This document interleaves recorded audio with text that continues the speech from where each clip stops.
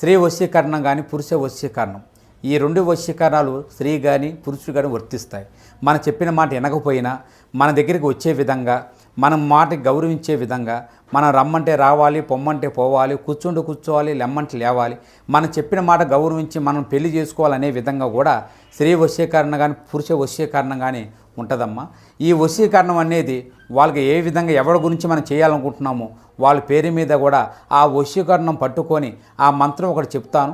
ఆ మంత్రం మీరు జపించగలిగారంటే ఆ వశీకరణం పట్టుకొని ఆ మంత్రం జపిస్తే 11 రోజుల్లో ఆ వ్యక్తి, నువ్వు ప్రేమించిన వ్యక్తి కానీ అమ్మాయి కానీ అబ్బాయి కానీ 11 రోజులు మీ దగ్గరికి వచ్చేది ఖచ్చితంగా గ్యారెంటీగా జరుగుతుంది. కన్యా రాశి జాతకులు ఈ నిజం విని తట్టుకోలేరు.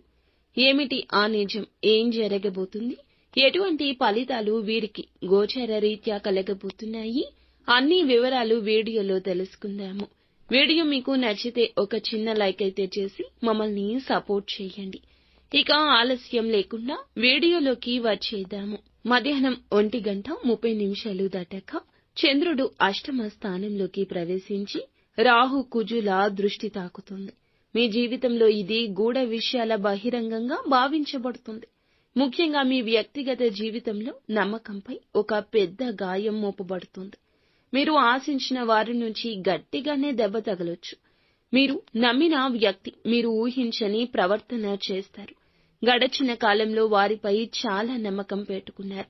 ఇప్పుడు పూర్తిగా భిన్నంగా మారిపోయి మిమ్మల్ని మోసం చేసినట్లు తెలిసే దుస్థితి దాపురిస్తుంది. ఇది కేవలం వ్యక్తిగతం కాదు, ఆర్థికంగా లేదా పరువు విషయంలో కావచ్చు. మీ దగ్గర వారే మీ యొక్క అభివృద్ధి అడ్డుకోవడానికి చేస్తున్న కుట్ర కావచ్చు. ఒక్కసారిగా చెవిన పడుతుంది. వారి మాటల్లో వక్రీభావం ఉంటుంది.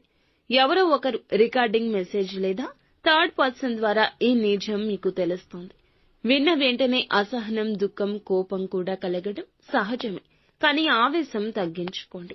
సోషల్ మీడియాలో, వర్క్ ప్లేస్ లో లేదా కుటుంబ సభ్యుల్లో ఒక లేనిపోని అపవాదం ఫలితంగా బాధపడే అవకాశం ఉంటుంది. ఇది వినగానే మీరు వెంటనే స్పందించాలనిపిస్తుంది. కానీ క్షణికంగా ఆగితే మీకు చాలా నష్టం పూరించబడుతుంది. తీవ్రమైన మానసిక ఒత్తిడి ఈ రోజు కలగొచ్చు. కొన్ని గంటలు ఏం చేయాలో అర్థం కాకపోవచ్చు.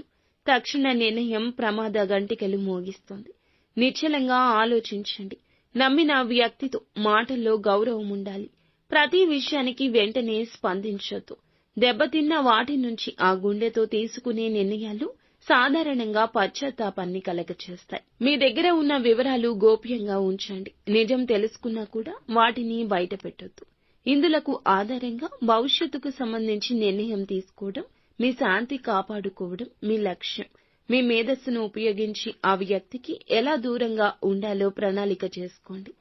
ఓం శ్రీ హనుమతే నమః ఈ యొక్క మంత్రాన్ని కష్టం కలిగిన ప్రతిసారి, బాధ కలిగిన ప్రతిసారి బాధాతప్త హృదయంతో 21 సార్లు జపించండి.